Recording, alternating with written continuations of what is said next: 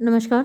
BA third semester की आपकी 8 unit में से 4 यूनिट पे मैं वीडियो अपलोड कर चुकी हूँ। फर्स्ट यूनिट का हो गया, सेकंड यूनिट का हो गया, ओथेलो पर मल्टीपल चॉइस क्वेश्चंस अपलोडेड हो गए और आर्म्स एंड द मैन पे कर चुकी हूँ। और आज की इस वीडियो में आपकी थर्ड यूनिट लिटरेरी टर्म्स जो हैं ड्रामा के, उसके मल्टीपल चॉइस क्वेश्चंस देखते हैं। When writing a work of fiction, an author can take the reader out of the present story. यानी जब एक फिक्शन के वर्क में एक ऑथर, एक लेखक रीडर को यानी पाठक को ले जाता है out of the present day, वर्तमान से, यानी प्रेजेंट स्टोरी जो चल रही है उसमें से निकाल कर कहाँ करता है, and jump into an earlier period, और छलांग लगा देता है एक पिछले पीरियड में यानी पास्ट में। इन अ कैरेक्टर्स लाइफ, एक कैरेक्टर के, एक पात्र के जीवन में। This narrative tool is called, इस नैरेटिव टूल को क्या कहते हैं, यानी ये जो लिटरेरी डिवाइस है क्या कहलाती है, फ्लैशबैक कहलाती है, जब पास्ट में चली जाती है अचानक से स्टोरी। फिर नेक्स्ट क्वेश्चन है, what interrupts the chronological order. अब आप देख रहे हैं कि जवाब इस सवाल का भी फ्लैशबैक है और तीसरे सवाल का भी फ्लैशबैक है, लेकिन क्वेश्चन अलग अलग तरीके से पूछा गया है। पहला क्वेश्चन अलग तरीके से पूछा गया, दूसरा अलग तरीके से और तीसरा अलग तरीके से।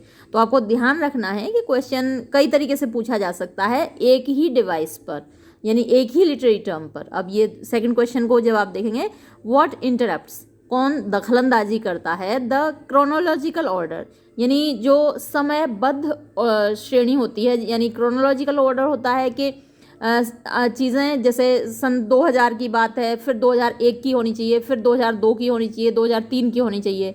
लेकिन यहाँ क्या होता है, 2000 की बात चल रही थी, अचानक से 1960 में पहुँच जाता है व्यक्ति, 1980 में पहुँच गया, तो वो क्रोनोलॉजिकल ऑर्डर टूट जाता है। ऑफ द मेन नैरेटिव, यानी मुख्य वर्णन का, टू टेक अ रीडर, जहाँ के पाठक को ले जाया जाता है बैक, वापस, इन टाइम, समय में, टू द पास्ट, अतीत की इवेंट्स, घटनाओं की ओर, इन अ कैरेक्टर्स लाइफ, एक पात्र के जीवन की। तो एक पात्र के जीवन की जो अतीत की घटनाएं, पास्ट की इंसिडेंट्स हैं, उनमें जब वापस ले जाया जाता है तो फिर उसको फ्लैशबैक कहते हैं, और क्रोनोलॉजिकल ऑर्डर उसमें डिस्टर्ब हो जाता है। फिर तीसरा क्वेश्चन देखिए, what is used by authors, क्या चीज़ प्रयोग की जाती है लेखकों के द्वारा, एज अ मीन्स ऑफ, एक संसाधन के रूप में, एडिंग बैकग्राउंड इन्फॉर्मेशन, बैकग्राउंड यानी जो पृष्ठभूमि है उसकी इन्फॉर्मेशन माने खबर, खैर खबर, उसकी जानकारी ऐड करने के लिए, जोड़ने के लिए, इन द प्रेजेंट इवेंट्स, यानी वर्तमान की घटनाओं में, ऑफ देयर स्टोरी, उनकी कहानी की। तो फिर ये इसका जवाब भी फ्लैशबैक हुआ। चौथा क्वेश्चन है, हु रोड द बुक, किसने लिखी किताब death of a salesman using flashback, जिसमें कि फ्लैशबैक का प्रयोग किया गया है, to narrate Willy Loman's memories of the past, Willy Loman की जो यादें हैं अतीत की, उनको आप वर्णन करने के लिए। तो आर्थर मिलर ने लिखा है डेथ ऑफ अ सेल्समैन, कभी अपलोड करूंगी जब समय मिलेगा तो। नेक्स्ट क्वेश्चन है, ऑल्सो नोन एज प्रोलैप्सिस, यानी इसको प्रोलैप्सिस भी कहा जाता है, नेम द रेटोरिकल डिवाइस, उस रेटोरिकल डिवाइस का नाम बताइए, इन विच, जिसमें कि अ क्रोनोलॉजिकल नैरेटिव इज इंटरप्टेड, यानी जो समयबद्ध नैरेटिव है, वर्णन है, वो टूट जाता है, इंटरप्टेड, टूट जाता है। अभी जो इसकी बात हुई थी फ्लैश बैक की, वही लेकिन यहाँ पर दूसरा अलग तरीके का है। देखिए यहाँ भी इंटरप्ट होता है chronological narrative, and launched forward, यहाँ क्या होता है, समय में आगे चले जाते हैं, इन टाइम, वक्त में, जब पास्ट की घटनाएं दिखाई जाती हैं तो वो फ्लैशबैक होता है, और जब फ्यूचर की घटनाएं दिखाई जाती हैं यानी वक्त में आगे चले जाते हैं, तब क्या होता है, फ्लैश फॉरवर्ड होता है। आपने कई फिल्में देखी होंगी जिनमें टाइम मशीन बनाने का कंसेप्ट है कि लोग पास्ट में चले जाते हैं टाइम ट्रैवल करके, लोग फ्यूचर में चले जाते हैं टाइम ट्रैवल करके। आपने एंड गेम ज़रूर देखी होगी, है ना। तो इनमें फ्लैश, यहाँ भी वैसे ही होता है, फ्लैश फॉरवर्ड में भविष्य में चले जाते हैं और फ्लैशबैक में पास्ट में चले जाते हैं। What is the opposite of flashback, तो अभी फिर से देखिए वही सवाल है जो ऊपर वाला था फिफ्थ के, फ्लैशबैक का अपोजिट, उल्टा क्या है, एज इट शोज, जैसा कि ये दिखाता है, इवेंट्स, घटनाएं, इन द फ्यूचर, भविष्य में, और इमेजिन्ड फ्यूचर, या फिर काल्पनिक भविष्य में, रेदर देन, बजाय इन द पास्ट, अतीत के। तो यह है फ्लैश फॉरवर्ड। फिर से इसका जवाब, फ्लैशबैक का अपोजिट फ्लैश फॉरवर्ड।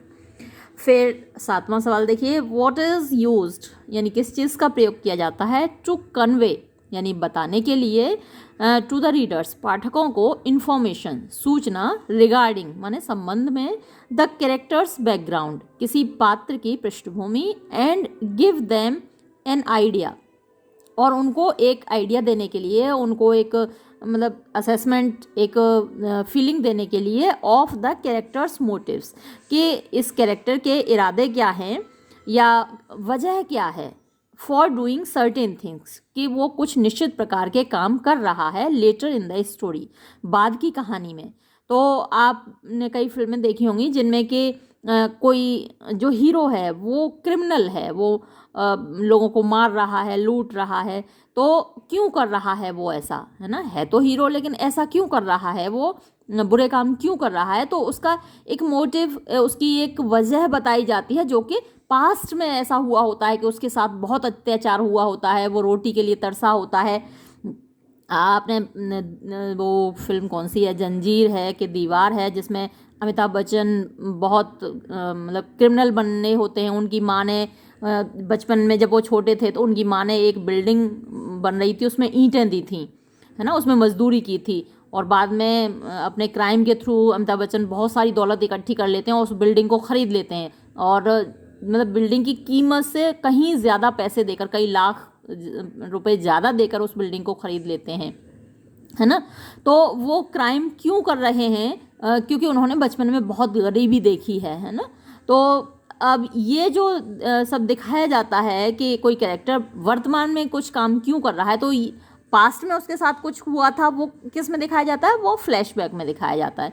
तो ये जो फ्लैशबैक वाला क्वेश्चन है आपसे कई तरीके से पूछा जा सकता है, इसलिए मैं आपको इसको बार बार बता रही हूँ कि दिमाग में रखिए किस किस तरीके से पूछा जा सकता है। 8वां सवाल देखिए, द लिटरेरी डिवाइस यानी ये भी एक लिटरेरी डिवाइस है, साहित्यिक डिवाइस, तकनीक कह सकते हैं, एक साहित्यिक तकनीक है, डिज़ाइंड जिसको कि तैयार किया गया है टू इलस्ट्रेट दिखाने के लिए, रिवील माने भी दिखाना होता है, इन्फॉर्मेशन मीन्स सूचना, ट्रेड्स मीन्स खासियत, वैल्यूज़ मीन्स मूल्य और मोटिवेशंस या फिर वजह या प्रेरणा ऑफ वन कैरेक्टर एक पात्र की through the comparison and contrast यानी तुलना करके या फिर विरोधाभास दिखाकर ऑफ एनदर कैरेक्टर किसी दूसरे पात्र से इज टर्म्ड एज उसको कहा जाता है फॉयल।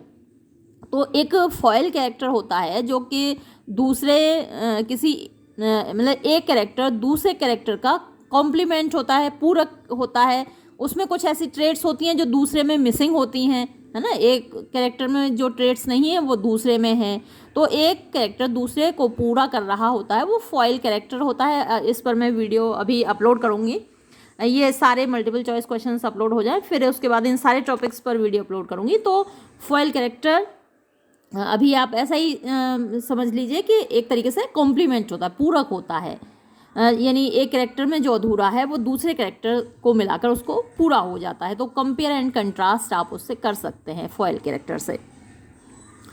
फिर नेक्स्ट क्वेश्चन देखिए, व्हेन राइटर्स फील जब लेखक महसूस करते हैं that they need to make some characters कि उनको आवश्यकता है कुछ पात्रों को फील मोर लाइफ लाइक कि वो ज़्यादा जीवंत दिखें, मोर ह्यूमन लाइक ज़्यादा इंसान जैसे दिखें, एंड मोर लाइकेबल और ज़्यादा पसंद आएँ टू द रीडर्स पाठकों को, दे यूज़ तो वो क्या प्रयोग करते हैं, फॉयल कैरेक्टर्स का प्रयोग करते हैं।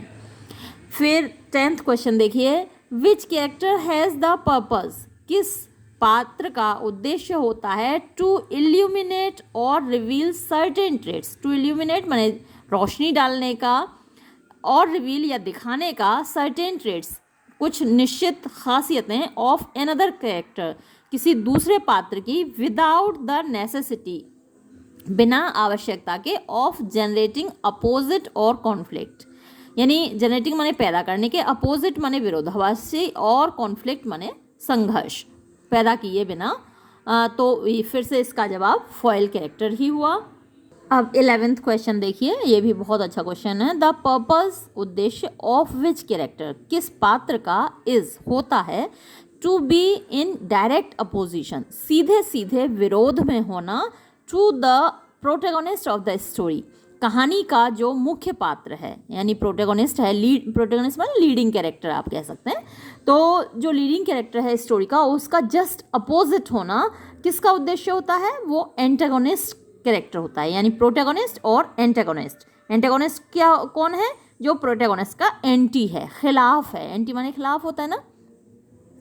Next question, a literary device, एक साहित्यिक तकनीक, यूज्ड, जिसका प्रयोग किया जाता है, टू गिव एन इंडिकेशन और हिंट, माने इंडिकेशन माने भी इशारा होता है, हिंट माने भी इशारा होता है, तो एक इशारा देने के लिए, of what is to come later, के बाद में क्या होने वाला है, इन द स्टोरी, कहानी में, इस टर्म्ड एज, इसको क्या कहा जाता है, फोर शेडोइंग कहा जाता है इसको। फोर माने पहले से ही, शेडो माने परछाई डालना, तो पहले से ही जिसकी परछाई आपको दिखा दी जाए कि ये होने वाला है, तो वो क्या हुआ, फोर शेडोइंग। क्वेश्चन नंबर 13 देखिए, विच लिटरेरी डिवाइस, कौन सी साहित्यिक तकनीक, इज यूजफुल, मीन्स उपयोगी होती है, फॉर क्रिएटिंग, पैदा करने के लिए, सस्पेंस, सस्पेंस वही मतलब क्या होने वाला है, क्या होने वाला है, अ फीलिंग ऑफ अनईज, एक फीलिंग माने भावना होती है, अनईज माने बेचैनी होती है, बेचैनी की भावना, a sense of curiosity, sense माने भावना, क्यूरियोसिटी जिज्ञासा यानी जानने की इच्छा, और अ मार्क दैट, या फिर एक कोई ऐसा मार्क माने चिन्ह, that things may not be, कि चीज़ें नहीं होंगी, एज दे सीम, जैसी वो दिख रही हैं। तो अगेन ये क्या हुआ, फोर शेडोइंग, जो ऊपर वाला क्वेश्चन है और ये वाला आंसर एक है, लेकिन दोनों क्वेश्चन अलग अलग तरीके से पूछे गए हैं। फिर 14th क्वेश्चन देखिए, व्हाट ऑफ द फॉलोइंग, यानी इनमें से कौन सा, इज अ वर्ड, एक शब्द है, एक अल्फाज है, ऑफ ग्रीक रूट्स, यूनानी भाषा का, यानी उसकी जड़ यूनान से है, विच मीन्स, जिसका मतलब होता है एरोगेंस माने घमंड, एंड एक्सेसिव प्राइड, एक्सेसिव माने बहुत ज़्यादा, प्राइड माने घमंड होता है। तो ह्यूब्रस, ये टर्म याद रखिएगा, ह्यूब्रस का मतलब जब लीडिंग कैरेक्टर खास तौर पर किसी को कुछ नहीं समझता, उसके अंदर इतना घमंड होता है कि जो हूँ वो मैं हूँ, है ना, ना भगवान कुछ है, ना देवता कुछ है, ना कोई इंसान कुछ है, कोई मेरा कुछ नहीं बिगाड़ सकता, तो वो ह्यूब्रस होता है। ये जैसे कि मैकबेथ में देखने को मिलता है, आगे आएगा, मैकबेथ का नाम भी आएगा। मैकबेथ मैंने पूरा अपलोड किया हुआ है, आप वक्त मिले तो देख लीजिएगा, वीडियोस पढ़ लीजिएगा, बहुत अच्छा ड्रामा है। तो वहाँ वो एक बार को भी ये नहीं सोचता कि मैं राजा का मर्डर कर रहा हूँ, भगवान भी देख रहा है, राजा कितना दयालु है और कितने अच्छे संबंध हैं, मेरा रिश्तेदार भी है और मेरा इतना सम्मान करता है, मुझ पर इतना विश्वास करता है, और ऐसे राजा को, जो मेरे ऊपर इतना विश्वास करता हो, मुझे इतना प्यार करता हो, ऐसे राजा का मैं मर्डर कर रहा हूँ, भगवान के यहाँ जाके जवाब देना है, ऐसा कुछ नहीं सोचा उसने, उसके दिमाग में एक बार भी नहीं आया, ना मैकबेथ के दिमाग में, ना लेडी मैकबेथ के दिमाग में, दोनों मियाँ बीवी ने मिलके मार डाला डंकन को। तो ये ह्यूब्रस का एक एग्जाम्पल है। क्वेश्चन नंबर 15 देखिए, ह्यूब्रस इज अ टिपिकल फ्लॉ, ह्यूब्रस एक टिपिकल मीन्स खास, फ्लॉ माने कमी, दोष है, इन द पर्सनैलिटी माने व्यक्तित्व में, ऑफ अ कैरेक्टर, एक पात्र के, हु एंजॉयज, जो आनंद ले रहा होता है, अ पावरफुल पोजीशन, एक ताकतवर स्थिति का, बिकॉज ऑफ विच, जिसकी वजह से, ही ओवर एस्टिमेट्स, वो कहीं ज़्यादा बढ़ के अंदाज़ा लगा लेता है, हिज कैपेबिलिटीज़, अपनी क्षमताओं का, टू सच एन एक्सटेंट, इतनी ज़्यादा सीमा तक, that he loses contact with reality, कि वास्तविकता से उसका संपर्क समाप्त हो जाता है। अ कैरेक्टर, एक ऐसा पात्र, सफरिंग फ्रॉम ह्यूब्रस, जो कि ह्यूब्रस से पीड़ित होता है, ट्राइज, कोशिश करता है, टू क्रॉस, पार करने की, नॉर्मल माने सामान्य, ह्यूमन लिमिट्स, इंसान की सामान्य इंसानी सीमाओं को, एंड वायोलेट्स, और उल्लंघन करता है, मॉरल कोड्स माने नैतिक मूल्यों का। तो हु सेड सो, ऐसा किसने कहा ह्यूब्रस के बारे में? वॉट्स ने कहा है। हालांकि वॉट्स ने कहा है ये आपके लिए उतना जानना इम्पोर्टेंट नहीं है और शायद ऐसा एग्ज़ाम में पूछा भी ना जाए, लेकिन ह्यूब्रस के बारे में ये जितना भी डिस्क्रिप्शन है ये आपके लिए जानना बहुत ज़रूरी है कि ह्यूब्रस नाम का फ्लॉ, ह्यूब्रस नाम की कमी जिसके कैरेक्टर में होती है वो क्या क्या करता है। एक तो वो पावरफुल होता है, जैसे आपने देखा होगा कि कुछ नेता लोग होते हैं जो अपने आप को बहुत ज़्यादा पावरफुल समझते हैं और इतने इतने क्राइम करते हैं, उनको लगता है कि हम तो सही साहब नेता हैं, हम तो मंत्री हैं, हमारा तो कोई कुछ बिगाड़ नहीं पाएगा। लेकिन कानून का शिकंजा जब उनको कसता है ना, तब उनको नानी याद आती है। तो ह्यूब्रस के बारे में ये चीज़ें याद रखनी है कि जो कैरेक्टर दिखाया जाता है वो एक तो पावरफुल पोजीशन में होता है, और दूसरा क्या आपको याद रखना है कि वो ओवर एस्टिमेट करता है अपनी कैपेबिलिटीज़ को, है ना। जैसे हमारे कुछ नेता लोग, मंत्री लोग अपने कैपेबिलिटीज़ को ओवर एस्टिमेट कर जाते हैं कि हमारा कोई कुछ नहीं बिगाड़ा, हमारे पास बहुत ताकत है, और इतना ज़्यादा कि ही लूजेस कॉन्टैक्ट विद रियलिटी, यानी वास्तविकता से उनका कोई संपर्क नहीं रहता है ना, कि कानून भी कोई चीज़ होती है। जैसे कि मैकबेथ का नहीं रहा, लेकिन वहाँ कानून वैसा नहीं था जैसे हमारे यहाँ होता है। उस वक्त भगवान का कानून चला ना, वहाँ पर भी क्या हश्र हुआ दोनों का, मियाँ बीवी का। लेडी मैकबेथ का तो बहुत ही बुरा हाल हुआ, आपने देखा होगा स्लीप वॉकिंग सीन, वाह क्या सीन है वो, एक बार उसको ज़रूर देखिएगा, बहुत अच्छा सीन है, आपको बहुत अच्छा लगेगा। तो यानी रियलिटी से वो कांटेक्ट खो देता है, और ये कैरेक्टर क्या करता है, क्रॉस नॉर्मल ह्यूमन लिमिट्स, वो नॉर्मल जो इंसान की सीमाएं हैं, उनको हदें हैं, उनको पार कर देता है, और मॉरल कोड्स को वो वायोलेट करता है, यानी नैतिकता का उल्लंघन करता है। तो ये सारे फैक्ट्स आपको ह्यूब्रस के बारे में याद रखने हैं। ये वॉट्स ने कहा, इतना ये जानना जरूरी नहीं है आपको।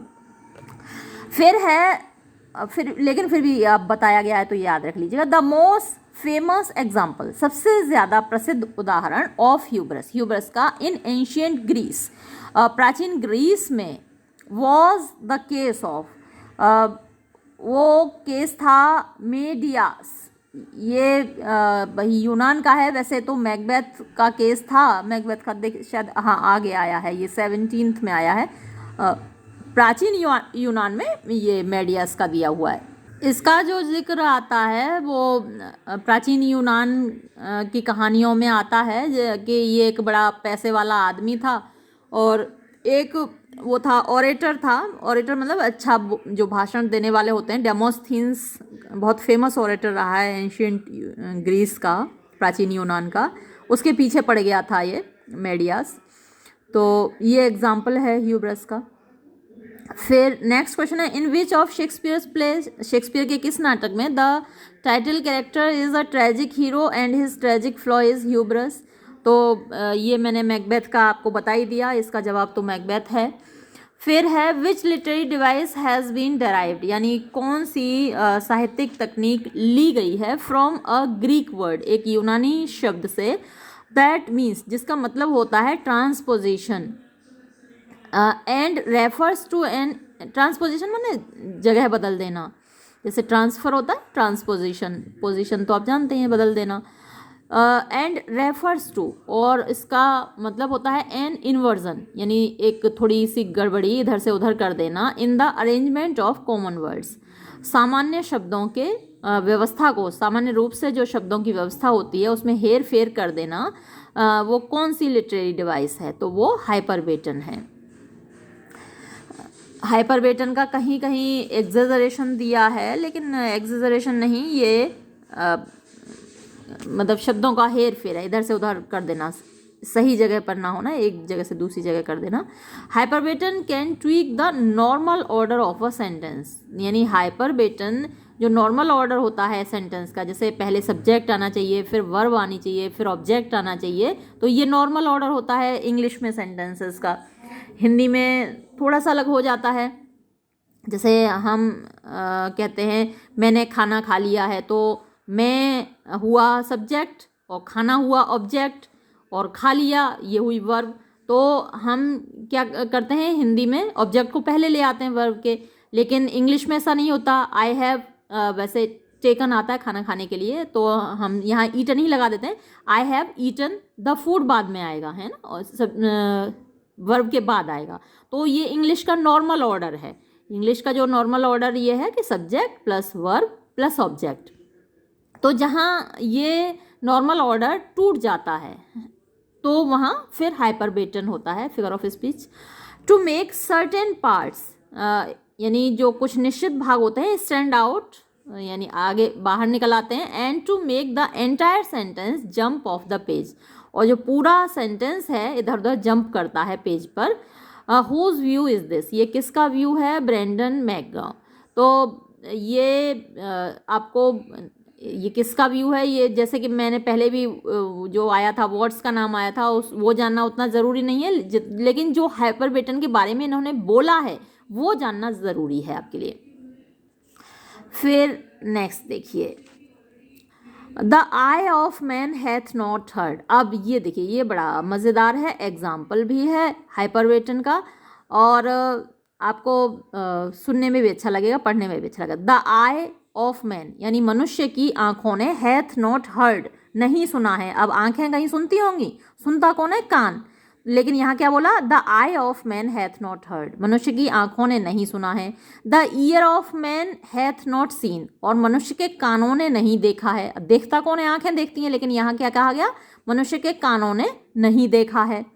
Mains hand is not able to taste, मनुष्य के हाथ इसको टेस्ट नहीं कर सकते। अब टेस्ट कौन करता है? जीभ करती है, हाथ तो टेस्ट नहीं करते, लेकिन यहाँ कहा गया मनुष्य के हाथों ने इसको टेस्ट नहीं किया है। हिज टंग टू कंसीव, उसकी जीभ ने सोचा नहीं है। अब कंसीव कौन करता है? दिमाग करता है। दिमाग सोचता है या दिल सोचता है? लेकिन यहाँ टंग, जीभ सोच रही है, देखिए। Nor his heart to report, और ना ही उसका दिल कह पा रहा है। अब कहता कौन है? जीभ कहती है, रिपोर्ट माने कहना, तो ना उसका दिल कह पा रहा है। वॉट माई ड्रीम वॉज, कि मेरा सपना क्या था, यानी मेरे सपने के ना तो आंखें सुन सकती हैं, ना कान देख सकते हैं, ना हाथ टेस्ट कर सकते हैं, ना जीभ सोच सकती है, ना दिल कह सकता है ना, सब उल्टा पुल्टा कर दिया। This is an example of hyperbaton from Shakespeare's play named, Shakespeare के कौन से नाटक में ये लाइनें आती हैं? तो ये जो ऑप्शंस दिए हुए हैं, मर्चेंट ऑफ वेनिस मेरे साथ आप पूरा पढ़ चुके हैं, वहाँ तो ऐसा कोई सेंटेंस नहीं आया था। मैकबेथ आप मेरे साथ पूरा पढ़ चुके हैं, वहाँ कोई सेंटेंस ऐसा नहीं आया था। रोमियो एंड जूलियट और मिडसमर नाइट ड्रीम बचते हैं। इनमें से जो सही जवाब है वो मिडसमर नाइट्स ड्रीम है, वहाँ पर ये आता है डायलॉग। फिर है his coward lips did from their colour fly and that same eye whose bend doth awe the world did lose his luster, I did hear him groan, and that tongue of his that bade the Romans mark him and write his speeches in their books. This is an example of hyperbaton from Shakespeare's play named. ये वाला speech Julius Caesar से लिया गया है। अब ये सब तो भाई आप तभी कर पाएंगे जब आपने ये ड्रामास पढ़े होंगे, कैसे पहचान पाएंगे? बिना पढ़े तो मुश्किल है। फिर है which literary device allows writers to bypass typical grammatical expectations and rules in order to create sentences and phrases that are more complex, intriguing and challenging for the reader. फिर वही हाइपरबेटन के बारे में ही ये सब बताया गया कि वो कौन सी लिटरेरी डिवाइस है जो कि अलाउ करती है, यानी इजाज़त देती है राइटर्स को, लेखक को टू बाईपास, यानी छोड़ने के लिए या तोड़ने के लिए, छोड़कर गुजर जाना बाईपास होता है। टिपिकल ग्रामेटिकल एक्सपेक्टेशंस, यानी जो टिपिकल माने ख़ास, ग्रामेटिकल माने व्याकरण संबंधी एक्सपेक्टेशंस, उम्मीदें होती हैं, एंड रूल्स और जो नियम होते हैं व्याकरण के, उन सबको तोड़ने की इजाज़त देता है। इन ऑर्डर टू क्रिएट माने पैदा करने के लिए, सेंटेंसेस एंड फ्रेजेस यानी ऐसे वाक्य और ऐसे वाक्यांश दैट आर मोर कॉम्प्लेक्स जो कि ज़्यादा जटिल होते हैं, इंट्रीगिंग यानी कंफ्यूज करने वाले होते हैं, परेशानी में डालने वाले होते हैं, एंड चैलेंजिंग और चुनौती देने वाले होते हैं फॉर द रीडर, लेखक के लिए। तो यही हाइपरबेटन हुआ ये। नेक्स्ट क्वेश्चन है इन विच शेक्सपियर्स प्ले, कौन से शेक्सपियर के नाटक में वी फाइंड हमें देखने को मिलता है अ रिकरिंग मोटिव, एक बार बार आने वाला मोटिव ऑफ इंसेस्ट। इंसेस्ट यानी किसी के साथ जोर ज़बरदस्ती करना। एकम्पनीड जिसमें साथ में है बाय इंसेस्चुअस डिज़ायर्स, यानी यानी किसी महिला के साथ ज़बरदस्ती करने वाली इच्छाएं। ऑफ लियर्टीज़, लियर्टीज़ की वेयर जहाँ ही स्पीक्स वो बोलता है टू हिज सिस्टर ओफिलिया, अपनी बहन ओफिलिया से इन अ वे, एक ऐसे तरीके say that is actually explicit, जिसमें ऐसी बात कही गई है। तो अब ये सब इन सवालों के जवाब आप तभी दे पाएंगे जब आपने ये सब नाटक पढ़े होंगे। हेमलेट मैंने अपलोड किया हुआ है, आप उसे पढ़ लीजिए। ये हेमलेट से रिलेटेड क्वेश्चन है। वहाँ लियर्टीज़ है, ओफिलिया है, ओफिलिया बहन है लियर्टीज़ की, ओफिलिया हीरोइन है उस ड्रामा की, हेमलेट की प्रेमिका भी है वो। तो लियर्टीज़ जो कि भाई है, ओबियसली हर भाई अपनी बहन को रोकता ही है किसी भी लव अफेयर से। तो लियर्टीज़ वहाँ ओफिलिया को रोकता है ये कहकर कि तुम अपना सब कुछ गंवा बैठोगी, हेमलेट से अगर तुम मोहब्बत करोगी तो इसलिए हेमलेट से तुम बचकर रहना बहना। तो इस तरीके से वो कहता है, ये हेमलेट है इसका सही जवाब। विच लिटरेरी डिवाइस कंट्रीब्यूट्स, कौन सी साहित्यिक तकनीक योगदान देती है इन डेवलपिंग, विकसित करने में, द मेजर थीम, मुख्य विषय वस्तु को, ऑफ अ लिटरेरी वर्क, एक साहित्यिक रचना की, एंड हेल्प्स और मदद करती है रीडर्स, पाठकों की, टू कॉम्प्रिहेंड, समझने में, द अंडरलाइंग मैसेजेस, अंडरलाइंग माने छिपे हुए, मैसेजेस संदेश, दैट राइटर्स इंटेंट, जो कि लेखकों का इरादा होता है, टू कम्युनिकेट यानी बताने का, टू देम उनको। तो यहाँ पर क्या है, मोटिव होता है, जो लिटरेरी डिवाइस है वो मोटिव होता है। फिर है इन अ लिटरेरी वर्क, एक साहित्यिक रचना में, व्हाट कैन बी सीन, यानी किस चीज़ को देखा जा सकता है, एज एन इमेज, एक तस्वीर के रूप में, साउंड आवाज़ के रूप में, एक्शन कार्य के रूप में, और अनदर और अदर फिगर्स, और या फिर दूसरी रूपों में, that has a symbolic significance, जिसका कि एक सिम्बॉलिक यानी प्रतीकात्मक, सिग्निफिकेंस माने महत्व, इम्पोर्टेंस होती है, एंड कंट्रीब्यूट्स और जो योगदान देती है, toward the development of a theme, एक विषय वस्तु के डेवलपमेंट की ओर, विकास की ओर। तो ये क्या होता है, मोटिव होता है। फिर भी यानी किसी चीज़ को करने की वजह होती है ना, पहले भी हम इसके बारे में बात कर चुके हैं मोटिव के बारे में।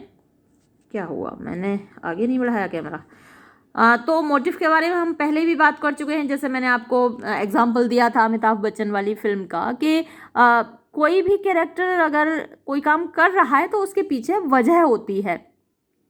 लेकिन जैसे इयागो के बारे में कहा गया है, ओथेलो में इयागो है तो उसका कोई मोटिव नहीं दिखता, इतना स्ट्रॉन्ग मोटिव नहीं दिखना, जितना बुरा काम उसने किया था, उसने ओथेलो की वाइफ को मरवा दिया ओथेलो के हाथों, तो वहाँ मोटिव उतना इम्पोर्टेंट नहीं था, उतना स्ट्रॉन्ग नहीं था। लेकिन ज़्यादातर जो ड्रामा होते हैं या ज़्यादातर कहानियाँ होती हैं उनमें एक मोटिव होता है, किसी कोई वजह होती है जिसकी वजह से एक जो मेन कैरेक्टर है वो कुछ काम कर रहा होता है, हर काम के पीछे उसके वजह होती है जो कि मोटिव कहलाती है।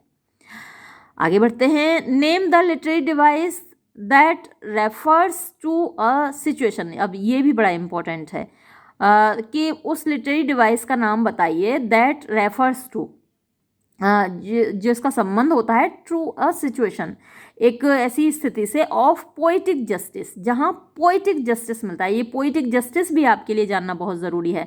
पोइटिक जस्टिस ऐसा न्याय होता है जहाँ पर अच्छे के साथ अच्छा और बुरे के साथ बुरा होता है अंत में, जबकि रियल लाइफ में ऐसा नहीं होता। रियल लाइफ में अक्सर जो बुरे लोग हैं वो फल फूल रहे होते हैं, अच्छे लोग सफ़र कर रहे होते हैं, अच्छे लोग परेशान होते हैं, कष्ट पाते हैं, और बुरे लोग जैसे हमारे यहाँ से विजय माल्या इतने सारे पैसे लेकर लंदन में मज़े कर रहा है, कोई फ़र्क नहीं पड़ रहा उसको, और हम यहाँ थोड़ा सा भी लोन लेने तो बैंक वाले हमारे सर पे आके नाचते हैं कि अभी तक मैडम आपने अपना लोन नहीं चुकाया है ना, अगर एक बार भी हम उनकी किस्त ना जमा करें तो हमारे घर आके खड़े हो जाएंगे बैंक वाले। लेकिन विजय माल्या कितने सारे पैसे लेके भाग गया और लंदन में मज़े ले रहा है, आपने उसकी तस्वीरें भी देखी होंगी। तो ये सब क्या है, रियलिटी है। रियल लाइफ में न्याय नहीं मिल पाता है, सारे केसेस में नहीं मिल पाता, हालांकि कुछ केसेस में हो जाता है। लेकिन ये जो नाटक में दिखाया जाता है, ड्रामा में अच्छे के साथ हमेशा अच्छा होता है, बुरे के साथ बुरा होता है, तो वो पोइटिक जस्टिस कहलाता है ना। ये आपको याद रखना है, पोइटिक जस्टिस क्या होता है।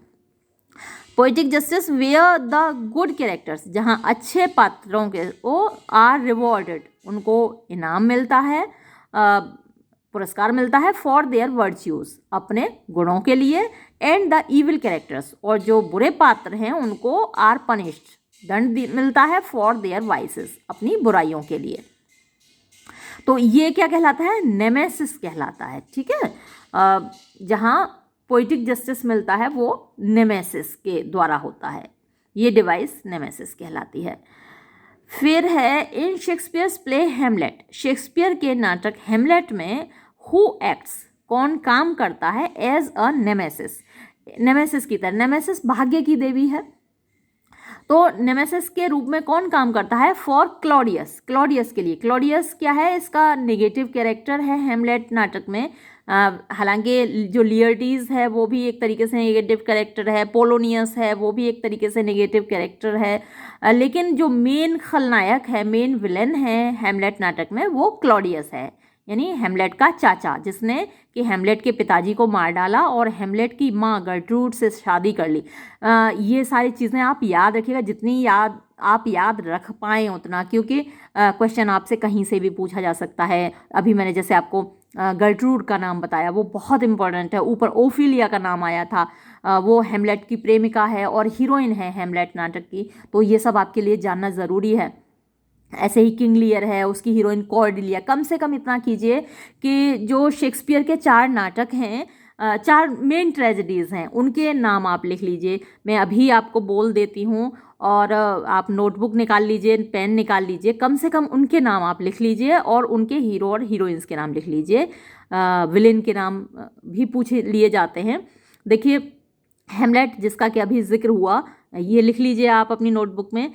वीडियो चाहे तो आप पॉज कर लें या स्लो कर लें, लिखने में दिक्कत हो रही हो तो हेमलेट लिखें। हेमलेट नाटक का नाम है और हेमलेट ही उसका हीरो है, और हीरोइन उसकी ओफिलिया है। ऊपर नाम आया है ओफिलिया, आप आराम से लिख लेंगे, मैंने ऊपर बताया था ओफिलिया के बारे में। और क्लॉडियस उसका विलेन है, यानी चचा है हेमलेट का। और क्लॉडियस मारता है हेमलेट के फादर को, उनका नाम भी हेमलेट था। और हेमलेट की माँ का नाम गर्ट्रूड है, वो आपके लिए जानना जरूरी है, GERTRUDE, ये इतना तो कम से कम आप नोट कर लीजिए। फिर ओथेलो है, OTHELLO, ओथेलो है। उसकी हीरोइन डेस्डिमोना है, DESDEMONA, डेस्डिमोना है। और वहाँ जो विलेन है उसका नाम इयागो है, IAGO, वो आप नोट कर लीजिए, जानना आपके लिए ज़रूरी है।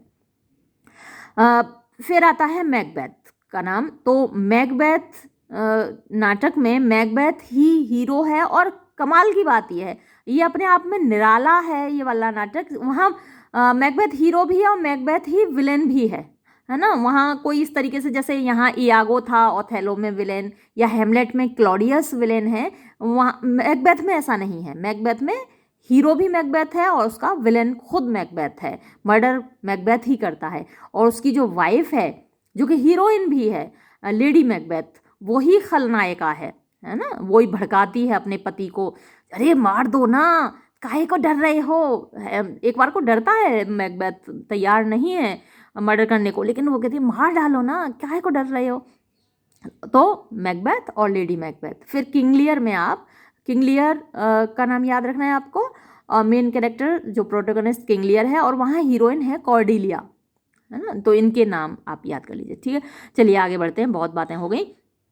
Question number 28, there is also a motive of hatred for women, यानी एक मोटिव है ऑफ हेट्रेड माने नफरत का, फॉर विमेन औरतों के लिए, दैट हेमलेट एक्सपीरियंस, जिसका अनुभव हेमलेट करता है, इन हिज रिलेशनशिप विद, अपने संबंध में, किसके साथ, यानी हेमलेट के अंदर औरतों के लिए बड़ी नफरत भरी पड़ी है। वहाँ पर एक बड़ा फेमस स्टेटमेंट है जो कि आपको याद भी रखना होगा, फ्रेयल्टी दाई नेम इज़ वुमन, वो हेमलेट बड़े जोर से कहता है फ्रेयल्टी, फ्रेयल्टी माने कमजोरी, कमी। तो कमजोरी तुम्हारा नाम ही है औरत। तो ये अब किसके संबंध में वो उसके नफरत दिखाता है, वो गर्ट्रूड ओफिलिया। तो गर्ट्रूड मैंने अभी आपको बताया भी था कि उसकी माँ है, नाम याद रखिएगा, और ओफिलिया उसकी प्रेमिका है। तो यहाँ जो जवाब होगा बोथ ए एंड बी, यानी वो अपनी माँ ने शादी कर ली चचा से इतनी जल्दी, पिता मरे नहीं और चचा से शादी कर ली माँ ने, तो जाहिर सी बात है बेटे को गुस्सा आएगा ना कि मेरा बाप मरा नहीं और माँ ने चचा से शादी कर ली। उसी बात पे वो नाराज़ होता है और तभी वो कहता है कि कमज़ोरी तुम्हारा नाम ही औरत है।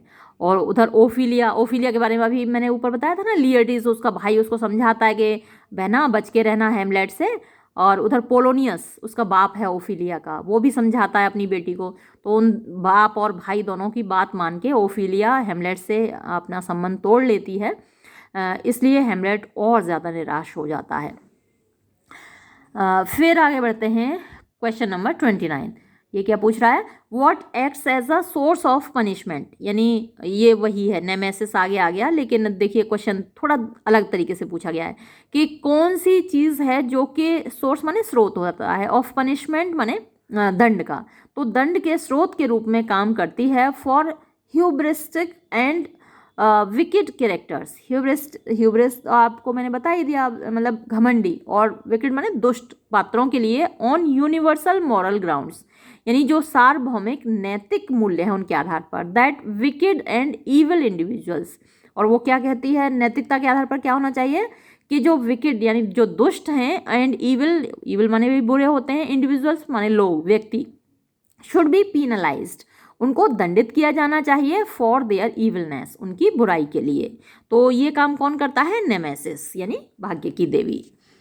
फिर देखते हैं नेक्स्ट क्वेश्चन क्या पूछ रहा है हमसे, what imparts a moral lesson, यानी क्या चीज़ है जो एक नैतिक पाठ पढ़ाती है टू द रीडर्स, पाठकों को, टू डेवलप कि वो विकसित करें, एंड रेफाइन और सुधारें द कैरेक्टर्स अपने चरित्र को, इन ऑर्डर टू एंश्योर यानी सुनिश्चित करने के लिए, दैट कि दे रिमूव वो दूर करें, सर्टेन फ्लॉज अपनी कमियां, अपने दोष, उनके अंदर जो वाइसेस हैं उनको वो अपने अंदर से निकालें, विच कैन प्रूव जो कि साबित हो सकते हैं। अगर अपनी कमियां अपने दोष आप नहीं निकालेंगे अपने अंदर से तो वो क्या साबित होंगे, देयर नेमेसिस उनके भाग्य की देवी, इन टाइम टू कम आने वाले वक्त में। यानी आपके अंदर अगर ईर्ष्या है, आप दूसरों से जलते हैं, दूसरों से नफरत करते हैं, दूसरों पर गुस्सा करते हैं, तो अपनी इन कमियों को निकाल फेंकें। अदरवाइज क्या होगा कि in the time to come आने वाले समय में क्या होगा, वो आपका नेमेसिस बनेगा, वो आपका भाग्य डिसाइड करेगा, आपके लिए बुरा साबित होगा, आपके डिजास्टर का कारण बनेगा, आपके पतन का कारण बनेगा। तो ये सब आपको कौन देता है, मॉरल लेसन कौन देता है, नेमेसिस देती है। नेक्स्ट क्वेश्चन देखिए, periphrasis originates from the Greek word periphrazein. तो पेरीफ्रेसिस जो शब्द है वो यूनानी शब्द पेरीफ्रेजन से आया है, विच मीन्स जिसका मतलब होता है टॉकिंग अराउंड, यानी आसपास घुमा फिरा कर बात करना। नेक्स्ट क्वेश्चन देखिए, नेम द लिटरेरी डिवाइस, उस साहित्यिक तकनीक का नाम बताइए, दैट कैन बी डिफाइंड जिसको परिभाषित किया जा सकता है, एज द यूज ऑफ एक प्रयोग किसका, एक्सेसिव यानी ज़रूरत से ज़्यादा, एंड लॉन्गर वर्ड्स और लंबे शब्दों का, टू कन्वे अ मीनिंग एक अर्थ बताने के लिए, which could have been conveyed जिसको बताया जा सकता था, विद अ शॉर्टर एक्सप्रेशन यानी छोटे अभिव्यक्ति से, छोटे शब्द प्रयोग करके, कम शब्द प्रयोग करके, और इन अ फ्यू वर्ड्स या फिर कम शब्दों में। तो इसको क्या कहते हैं, लिटरेरी डिवाइस को पेरीफ्रेसिस कहते हैं। Next question, name the literary device, उस साहित्यिक तकनीक का नाम बताइए, इन विच जिसमें कि द राइटर जॉइंस एक लेखक मिला देता है, टू और मोर वर्ड्स दो या दो से ज़्यादा शब्दों को, टुगेदर साथ में, to create a new word एक नया शब्द बनाने के लिए। तो उसको पोर्टमेंटो बोलते हैं। ये बड़ा इंपॉर्टेंट है। इंपॉर्टेंट तो खैर सभी हैं जितने भी अभी आपको बताए हैं। इन सब पर मैं डिटेल्ड वीडियोस जल्द ही अपलोड करूँगी। उनको जो अलीगढ़ वाले हैं वो तो नहीं देख पाएंगे क्योंकि उनका एग्ज़ाम तक तो मैं MCQs ही अपलोड कर पाऊँगी, लेकिन अपनी यूनिवर्सिटी के बच्चे और जहाँ अभी एग्ज़ाम नहीं है वो लोग ज़रूर देख लें डिटेल्ड वीडियोज़ को। तो पोर्टमैंटो में क्या है, दो वर्ड्स जैसे कि होटल और मोटर, इनसे मिलके क्या बना, मोटेल।